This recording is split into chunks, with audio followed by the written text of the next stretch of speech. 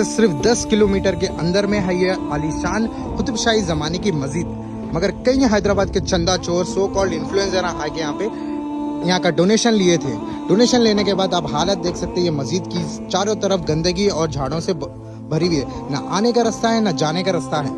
आप देख सकते हैं मस्जिद की हालत एकदम खस्ती हालत है। और अंदर भी आपको बताता हूं मैं, इसका काम आधा सारा रोक दिया गया है। मगर एट द एंड अपन को ये समझने की बात है कि इतनी खूबसूरत कुतुब शाही ज़माने की मस्जिद क्यों ऐसी हो गई। देख सकते कि मस्जिद की हालत एकदम खस्ती हालत है और झाड़ा पूरे अंदर तक आ गए, गंदगी।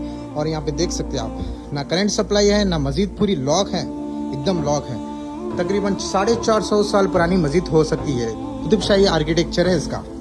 आप भी इस प्यारी सी खूबसूरत मस्जिद को फिर से तामीर और फिर से इसको आबाद करना चाह रहे हो तो ज़रूर विजिट करिए। कुंटलूर को जाते तो रास्ते में एकदम सीमेंट फैक्ट्री के एग्जैक्ट बाजू में दिखेगी मस्जिद। मैं भी यहाँ पे मेरी गाड़ी पार्क करके आके यहाँ पे देखूँ, तो अगर आप भी विजिट करिए। और जब तक सलाम अलैकुम, बाय बाय।